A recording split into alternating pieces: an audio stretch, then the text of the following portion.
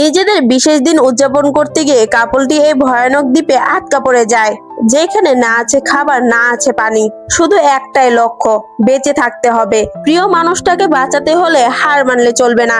এমন ভয়ানক পরিস্থিতি থেকে তারা কি পারবে বেঁচে ফিরতে? চলুন আজ এক নির্জন দ্বীপের রহস্য উদ্ঘাটন করি।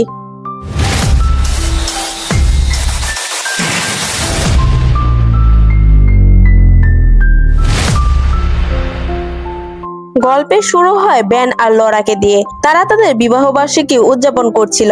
দুজনেই ঠিক করলো তারা এবার অন্যরকম ভাবে নিজেদের বিশেষ দিনটা পালন করবে। তাই তারা দৈনিক ব্যস্ততা থেকে দূরে খোলা সমুদ্রে কিছু শান্ত দিন কাটাতে চাইলো। তারা নিজেদের নৌকা নিয়ে সমুদ্রেতে বেরিয়ে পড়লো, যেখানে শুধু তারা দুজনেই থাকবে, বাকি দুনিয়া থাকবে তাদের থেকে অনেক দূরে। শুরুতে সবকিছু একদম নিখুঁত মনে হচ্ছিল। আবহাওয়া শান্ত ছিল, সমুদ্র শান্তভাবেই বইছিল। দুজনে এই মুহূর্তটা যেন প্রাণ ভরে উপভোগ করছিল। এমন সুন্দর মুহূর্তে প্রিয় মানুষটার সাথে থাকলে কার না ভালো লাগে। কিন্তু তখনই লরা সমুদ্রের মাঝখানে দূরে একটা সুন্দর দ্বীপ দেখতে পায়। সেটি ছিল শান্ত এবং মনে হচ্ছিল এর আগে কেউ কখনো সেখানে যায়নি। লরা তখনই সেখানে যেতে চাইলো। বেনের কাছে জায়গাটা একটু অদ্ভুত মনে হলো। মনের ভেতরে কোথাও তার যেন একটা ভয় কাজ করছিল, কিন্তু সে পরিবেশ নষ্ট করতে চাইলো না। প্রিয়তম স্ত্রীকেও সে কষ্ট দিতে পারবে না, তাই সে আর কোনো কথা বাড়ালো না। তাদের বড় নৌকাটা সেখানে রেখে ছোট একটা রাবার বোট নিয়ে দ্বীপের দিকে এগোতে লাগলো। কিন্তু সেখানে পৌঁছাতেই যেন সবকিছু বদলে গেল। বাইরে থেকে অসাধারণ সুন্দর দেখতে এই দ্বীপটার ভেতরে ছিল সম্পূর্ণ জনশূন্যতা। সেখানে কোনো শব্দ নেই, নেই কোনো মানুষ, শুধু আছে কাদা, শুনশান জমি আর এক অদ্ভুত নীরবতা। একটু দূরেই তারা একটি ছোট কুটির দেখতে পায়। তারা মনে করে সেখানে হয়তো কেউ থাকে, তবে অনেকক্ষণ ধরে আশেপাশে খোঁজাখুঁজি করেও তারা কিছুই খুঁজে পায় না। কিছুক্ষণ পর ব্যান বলে, এখন আমাদের ফিরে যাওয়া উচিত। কিন্তু লরা আরো কিছুক্ষণ সেখানে ঘুরে দেখার জেদ ধরে। একেই হয়তো বলে খাল কেটে কুমির আনা। তারা যতই ভেতরের দিকে এগোতে থাকে ততই পুরনো মরিচা ধরা যন্ত্রপাতি দেখতে পায়। দেখে মনে হচ্ছিল যেন বহু বছর আগে এখানে কেউ কাজ করত, হয়তো কোনো বৈজ্ঞানিক বা রিসার্চ টিম। কিন্তু কোনো কারণে হয়তো এখানে সবকিছু ফেলে রেখেই তারা চলে গেছে।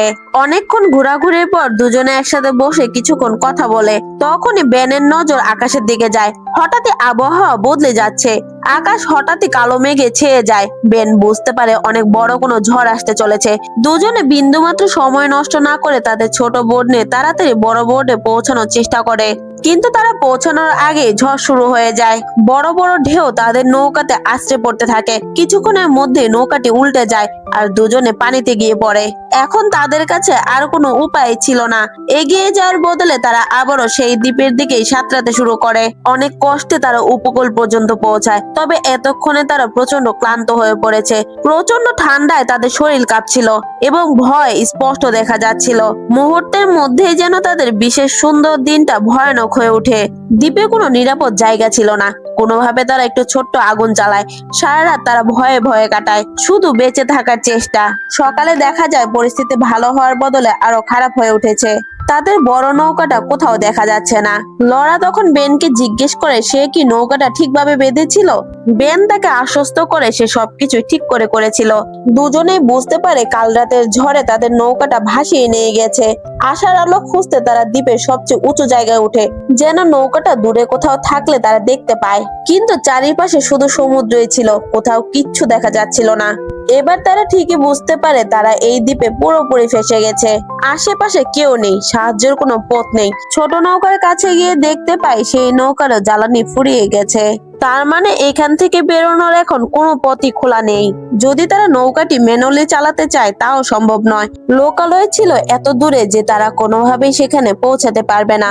লরা খুব ভালো করে বুঝতে পারে এখন সমুদ্রে বেরোনো মানে মৃত্যুকে ডেকে আনা। যদি আরেকটা ঝড় আসে তবে তারা বাঁচতেও পারবে না। তাই এই দ্বীপই ছিল তাদের একমাত্র আশ্রয়। কিন্তু এখানে বেঁচে থাকাও সহজ ছিল না। সময়ের সাথে সাথে ক্ষুধা বাড়তে থাকে, এরপরে তৃষ্ণা, দুর্বলতা তাদের সমস্যায় ফেলতে থাকে। এখানে কোনো খাবার ছিল না, না ছিল পানি। এবার দুজনে দ্বীপে খাবার আর পানি খুঁজতে শুরু করে। তারা আশা করে এই দ্বীপে হয়তো কাজের কিছু খুঁজে পাবে যা তাদের বেঁচে থাকতে সাহায্য করবে। অনেক খোঁজাখুঁজির পর তারা একটি মিষ্টি পানির উৎস খুঁজে পায়, যা ছিল তাদের অনেক বড় পাওয়া। এখন অন্তত তাদের কাছে খাবার পানিটুকু আছে। তারা মন খুলে পানি পান করে, এরপরে কিছু পাত্রে সেগুলো ভরে নেয়। ঝড়ের পর এই প্রথমে একটু শান্তি অনুভব করে, কিন্তু শুধু পানিই তো যথেষ্ট ছিল না, তাদের খাবারও প্রয়োজন ছিল। রাতের বেলায় আর কোনো উপায় না থাকায় তারা বাধ্য হয়ে গাছের পাতা খেয়ে পেট ভরানোর চেষ্টা করে। তাদের কাছে না ছিল ফোন, না ছিল রেডিও, না ছিল কারোর সাথে যোগাযোগ করার কোনো উপায়। তাই তারা মাটিতে বড় করে SOS চিহ্ন তৈরি করে, যাতে কোনো হেলিকপ্টার সেখান দিয়ে গেলে তাদেরকে উদ্ধার করতে পারে। কিন্তু তারা জানতো সবকিছু এখন ভাগ্যের উপরে টিকে আছে। এরপর এক এক করে দিন কাটতে থাকে। তারা পুরনো কিছু যন্ত্রপাতির অংশ দিয়ে ছোট্ট একটা আশ্রয়স্থান তৈরি করে। তারা একটি বাক্সও খুঁজে পায় যেখানে তারা পানি জমিয়ে রাখতে পারে। ধীরে ধীরে এই সংগ্রাম তাদের জীবনের অংশ হয়ে ওঠে। কোনো মতে সেখানে বেঁচে থাকার লড়াই করতে থাকে। প্রতিদিন বেন আর লরা খাবারের সন্ধানে বের হতো, কিন্তু বেশিরভাগ সময় তাদেরকে খালি হাতেই ফিরতে হতো। কখনো কিছু পাতা মিলতো, কখনো অল্প কোনো জিনিস যা বেঁচে থাকার জন্য যথেষ্ট ছিল না। খাবারের অভাবে ধীরে ধীরে তাদের শক্তিও কমে আসতে থাকে। এরপরে একদিন তারা দ্বীপে এমন কিছু দেখতে পায় যা তাদের ভিতর পর্যন্ত কাঁপিয়ে দেয়। সেখানে 3টা কবর তৈরি করা ছিল। এবার তারা খুব ভালো করে বুঝতে পারে এই জায়গায় আটকা পড়া তারাই প্রথম মানুষ নয়, তাদের আগেও কেউ এখানে এসেছিল এবং এখান থেকে হয়তো তারা ফিরতে পারেনি। এই বিষয়টা লড়ার ভেতর থেকে ভেঙে দেয়। তার আশা যেন এবার শেষ হতে থাকে, কিন্তু বেন তাকে সামলানোর চেষ্টা করে। ইস, এত সাপোর্টিং হাজবেন্ড কই পাওয়া যায়। সে বারবার বলে তাদের হার মানলে চলবে না, হয়তো কোনোদিন কোনো সাহায্য নিশ্চয়ই আসবে। ততদিন তাদের যেভাবে হোক বেঁচে থাকতে হবে। কিন্তু শুধু আশা দিয়ে তো আর পেট ভরে না। অনেক দিন ধরে সঠিক খাবার না পাওয়াতে লড়ার অবস্থা খারাপ হতে থাকে। সে তাকে পরিষ্কার বলে দেয় এখন তারা আর কারো অপেক্ষায় থাকবে না। যদি বেঁচে থাকতে হয় তবে নিজেদেরই কিছু একটা করতে হবে। তারা তখনও বেঁচে থাকার লড়াই চালিয়ে যাচ্ছিল, কিন্তু তাদের বিপদ যেন শেষ হওয়ার নামই নেয় না। দেখা যায় নতুন এক বিপদ হাজির হয়েছে। এবারের বিপদ যেন আরো ভয়ানক। শীত শুরু হয়ে যায়, আবহাওয়া প্রচন্ড ঠান্ডা, চারিদিক বরফে জমতে শুরু করে। লরা বুঝতে পারে তারা যদি এখানে আর কিছুদিন থাকে তাহলে তাদেরকে ঠান্ডায় শেষ করে দিবে। তাই সে সিদ্ধান্ত নেয় যে করেই হোক এখান থেকে বের হতে হবে। কিন্তু বেন তখনও খুবই দুর্বল ছিল। সে বলে এত লম্বা রাস্তা সে পার হতে পারবে না। লরা তার সাথে কোনো তর্ক করে না। সে আগেই সিদ্ধান্ত নিয়ে ফেলেছে। সে বুঝতে পারে এখানে অপেক্ষা করলে কিছুই বদলাবে না। তাই সে একাই যাবে বলে ঠিক করে। সে চুপচাপ প্রস্তুতি নিতে শুরু করে, কারণ সে খুব ভালো করেই জানতো এটাই হয়তো তাদের বেঁচে থাকার শেষ সুযোগ। সে অল্প কিছু খাবার আর পানি জোগাড় করে। কিছু প্রয়োজনীয় জিনিস সে বেনের কাছে রাখে, যাতে তার কাছে বেঁচে থাকার কোনো অবলম্বন থাকে। এরপর কোনো আওয়াজ না করে, কিছু না বলে সে একাই রওনা দেয়। তার কাছে কোনো পথ ছিল না, না নিশ্চিত কোনো আশা যে কারো সাহায্য পাবে। শুধু এক বুক সাহস নিয়ে একটাই উদ্দেশ্য ছিল, যে কোনো ভাবেই সেই সাহায্য খুঁজে আনবে। কিন্তু সফর শুরু হতেই সমস্যা সামনে এসে দাঁড়ায়। ঠান্ডা এতটাই বিপজ্জনক ছিল যে প্রতিটা পদক্ষেপেই তার শরীর আরো দুর্বল হয়ে পড়ছিল। প্রথম দিন কেটে যায়, সে কিছুই খুঁজে পায় না। দ্বিতীয় দিনও কেটে যায়, তবুও কোনো আশার আলো দেখা যায় না। তৃতীয় দিনে তার অবস্থা খুবই খারাপ হয়ে গিয়েছিল। সে প্রচন্ড ক্লান্ত হয়ে পড়ে, তার শরীর পুরোপুরি জবাব দিয়ে দিচ্ছে। এক পর্যায়ে সে বরফের উপরে পড়ে যায়, এমনকি নড়াচড়াও করতে পারছিল না। মনে হচ্ছিল যেন সবকিছু এখানে শেষ হয়ে গেল। সে আকাশের দিকে তাকিয়ে থাকে, যেন সামনে আর কিছুই অবশিষ্ট নেই। তখনই তার একটা কথা মনে পড়ে, যদি সে এখানে মারা যায় তবে বেনও বাঁচতে পারবে না। এই ভাবনা তাকে আবারও শক্তি যোগায়। সে তার শরীরের শেষ শক্তিটুকু জোগাড় করে এবং কোনো মতে নিজেকে টেনে তোলে। এরপর এক এক পা ফেলে খুব কষ্টে এগোতে থাকে। তার শরীর ভেঙে পড়ছিল, কিন্তু সে থামেনি। এরপর সে দূরে কিছু একটা দেখতে পায়, ছোট লাল রঙের একটা বিল্ডিং। সে যেন নিজের চোখকে বিশ্বাস করতে পারছিল না। কিন্তু সে যতই কাছে যায় পরিষ্কার হয় যে ওইটা একটা রিসার্চ সেন্টার। সে নিজের শেষ শক্তিটুকু দিয়ে ভেতরে দৌড়ে যায়, কিন্তু সেখানে কেউই ছিল না, শুধু ছিল নীরবতা। এক মুহূর্তের জন্য তার মনে হয় প্রকৃতি যেন তার সাথে মজা করছে, কিন্তু পরক্ষণে সে যা দেখে সে চমকে ওঠে। সেখানে খাবার, গরম কাপড়, বিছানা, কম্বল, এমনকি হিটারও ছিল। একটা মানুষের বেঁচে থাকার জন্য যা প্রয়োজন এখানে তার সবই ছিল। সে প্রচন্ড খুশি হয় আর প্রথমবারের মতো সে খাবার খায়, নিজের শরীর গরম করে। ধীরে ধীরে তার অবস্থা কিছুটা স্বাভাবিক হয়। কিছুটা শক্তি ফিরে পেতেই সে পুরো স্টেশনটা ভালো করে দেখে। এবার ভাগ্য যেন তার সহায় হয়েছে। সে খুব প্রয়োজনীয় একটা জিনিস খুঁজে পায়, একটি স্নো সেলস এবং একটি মানচিত্র। এটাই ছিল তাদের বাইরে বেরোনোর পথ। সে এক মুহূর্ত নষ্ট না করে জিনিসপত্র গোছায় এবং সেই গাড়িতে বেনকে বাঁচানোর উদ্দেশ্যে রওনা হয়। ফেরার পথও সহজ ছিল না, কিন্তু এখন তাদের বেঁচে ফেরার আশা ছিল। যখন সে দ্বীপের কাছে পৌঁছায় ততক্ষণে রাত হয়ে গেছে এবং তখনই সে সবচেয়ে বড় ধাক্কাটা খায়। তাদের আস্তানা পুরোপুরি ভেঙে চুরমার হয়ে গেছে। একটি ভয়ঙ্কর ঝড় সবকিছু ধ্বংস করে দিয়ে গেছে। এক মুহূর্তের জন্য তার হার্টবিট থেমে যায়। তবে কি সে তার প্রিয় মানুষটাকে হারিয়ে ফেললো?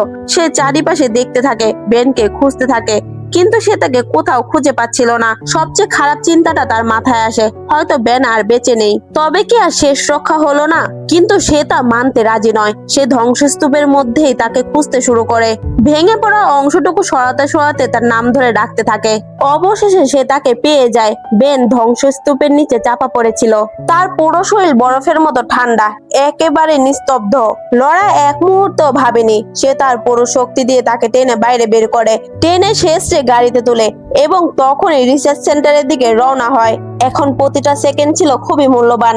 যখন সে আবারও সেন্টারে পৌঁছায়, তাড়াতাড়ি বেনকে টেনে শেষে ভেতরে নিয়ে যায়।